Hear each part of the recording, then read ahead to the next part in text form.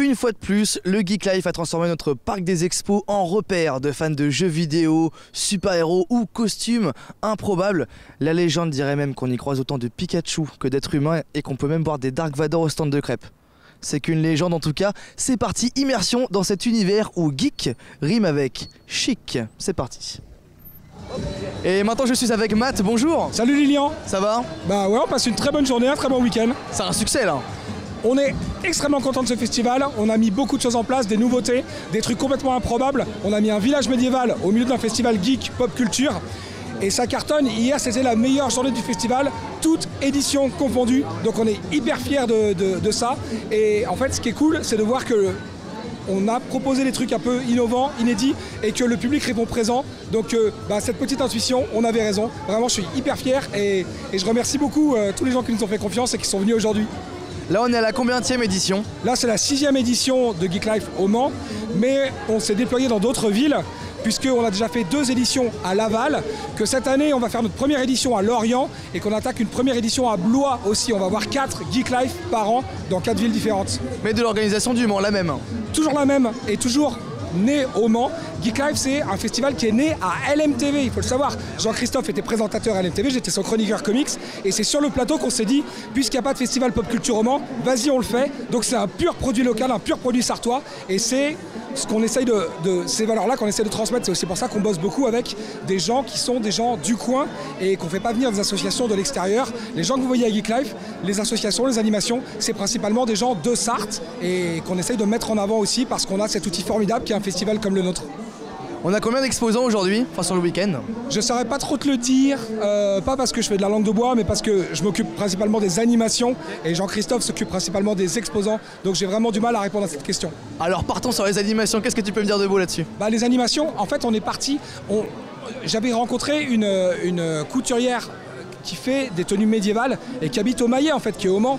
Et j'ai réussi à faire venir un type que je suivais sur internet qui s'appelle Simon de Tuilière, qui est un zazou, qui fait des références à la pop culture mais en gravure médiévale. Chez lui les Ghostbusters c'est les bouteurs de spectres, chez lui Street Fighter 2 le jeu vidéo c'est le pugilat de ruelle. Et donc il se déplace en festival avec une exposition autour de ça.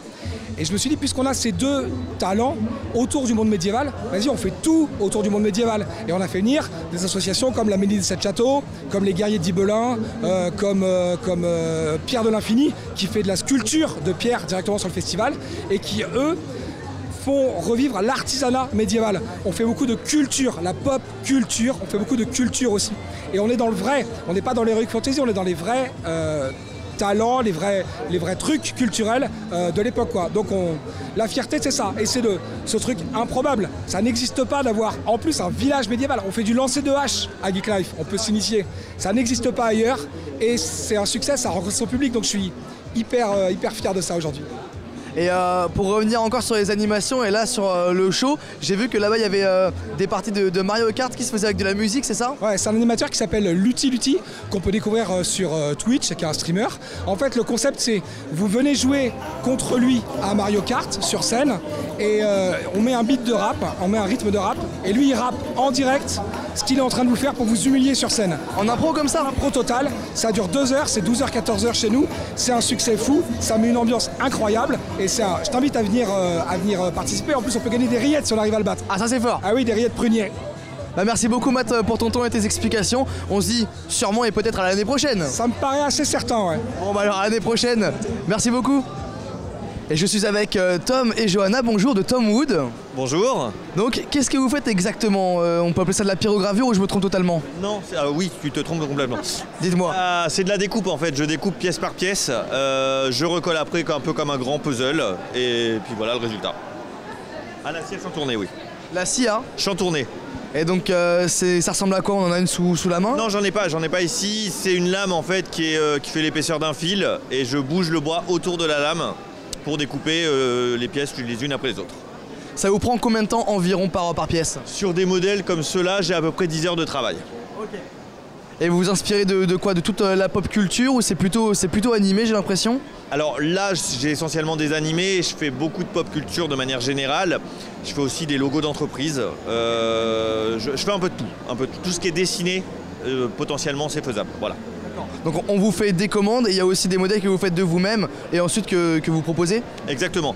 La majorité des modèles qui sont là, c'est moi qui les ai décidés, mais j'ai aussi pas mal de commandes et c'est des modèles que je prévois de refaire un nombre de fois limité, mais pour autant que je prévois de refaire, donc même sur des commandes, je peux les reproposer ensuite. Super. Et donc Johanna, on a aussi des choses devant, qu'est-ce que c'est? Alors on a essayé de faire des produits dérivés pour que tout le monde puisse repartir avec un petit souvenir. Donc on prend des photos des tableaux qui sont réalisés et puis on fait des marque-pages, des porte-clés. Et puis on a d'autres projets, on va essayer de faire des magnettes, des gourdes, voilà, pour que si à un moment donné il y a un petit coup de cœur sur un tableau mais qu'on ne peut pas se le faire offrir tout de suite, et on repart avec un petit cadeau, un petit souvenir.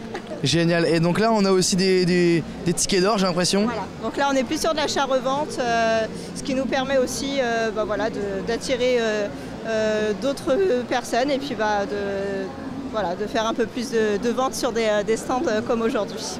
Carrément. Et donc du coup là sur les modèles, sur les prix, on est aux alentours de 160 à 180 €, c'est ça? Oui, on a fixé les prix par format.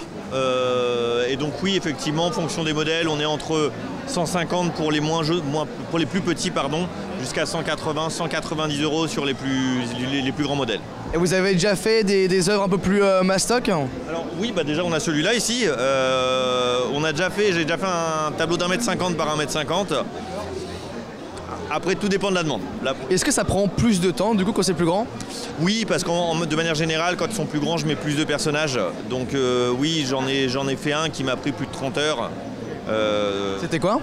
C'était 17 personnages de One Piece sur le tableau, voilà. Avec beaucoup de détails du coup. Donc tout ça dans la même pièce de bois? Exactement. Enfin, dans la même pièce de bois. Tout ça, c'est plusieurs pièces à chaque fois.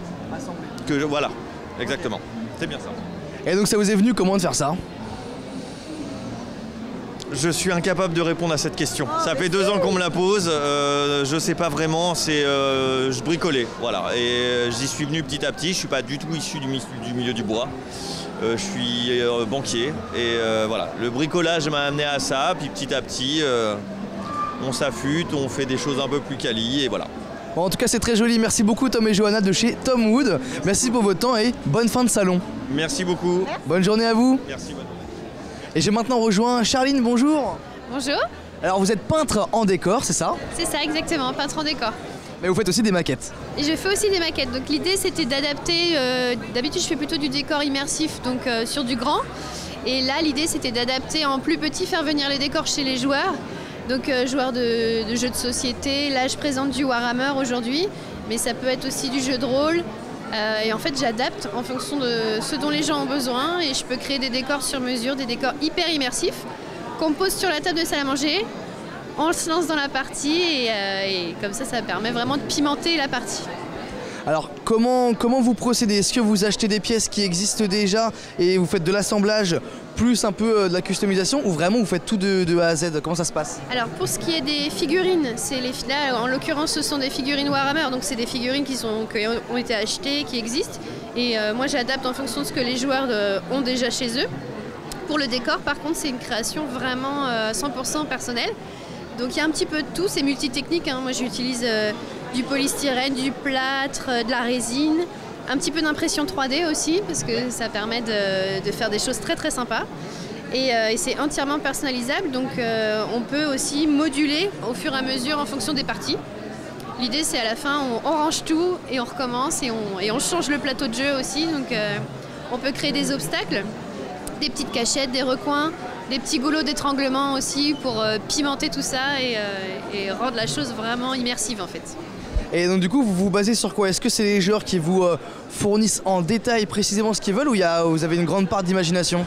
Il y a une grande part d'imagination parce que en fait, moi je pars souvent d'une boîte de jeux de base. Par exemple l'année dernière j'ai eu l'occasion de faire un décor sur le thème de Star Wars. Donc c'était super sympa. Et après j'adapte, je fais des propositions et souvent j'ai quand même carte blanche. Les joueurs font confiance donc voilà, en fonction des univers, ça peut être post-apocalyptique, ça peut être là, on est plutôt sur du médiéval, fantasy, mais après j'adapte en fonction de la demande, quoi. Et là le plateau il fait quelle taille? C'est environ je dirais un 2 mètres sur 1 mètre? 80 à peu près, ouais c'est ça. Ouais. Et vous faites d'autres formats? Alors tout est possible, ça peut aussi être des petits dioramas de collection, parce qu'il y a aussi des joueurs qui aiment beaucoup, qui sont très attachés à leurs figurines et qui aiment les exposer, donc ça peut être ça aussi. Enfin, j'adapte vraiment. Parce que du coup, ça peut être aussi du décoratif finalement. Oui, complètement. Ouais, complètement. Merci beaucoup Charline pour votre temps et vos explications. En tout cas, c'est super ce que vous faites. Et je vous souhaite une bonne fin de salon. Merci, au revoir. Au revoir. J'étais dans les allées où je cherchais quelqu'un qui a un super cosplay et je suis tombé sur Jérémy. Bonjour. Bonjour. Donc vous êtes cosplayé en laine, c'est ça? Oui. Donc expliquez-moi, dites-moi tout, ça vient d'où? Bah, laine, ça vient de Sword Art Online Alternative. Et c'est un spin-off qui parle de ce personnage, laine. Et pourquoi être venu en laine et pas autre chose? Bah, c'est déjà, je vois que c'est un cosplay qui n'est pas vraiment diffusé et tout, donc je dis pour ceux qui veulent connaître le perso ou quoi que ce soit, c'est une occasion aussi. Et vous, c'est votre première ici au Geek Life? Non, j'ai déjà fait celle de l'année dernière au Mans et aussi j'étais à l'édition de Laval. Okay. Est-ce que vous êtes du coin, vous? Non, je suis près de Blois. Et vous faites régulièrement des événements comme celui-ci? Ouais, depuis, j'ai commencé en 2022, une petite journée, puis après, petit à petit, j'essaye d'en faire un petit peu plus, vu que ça me plaît, voilà. Et vous, qu'est-ce que vous recherchez quand vous venez dans ce genre d'événement? Des rencontres principalement, rencontrer les comédiens de doublage de ce qu'on peut aimer comme personnage dans les animes ou autres, et puis revoir d'autres cosplayers et tout, ça peut être sympa de se retrouver après plus tard. Et comment on fait pour rencontrer du monde? C'est en se promenant dans les allées, c'est en allant à des ateliers, c'est quoi?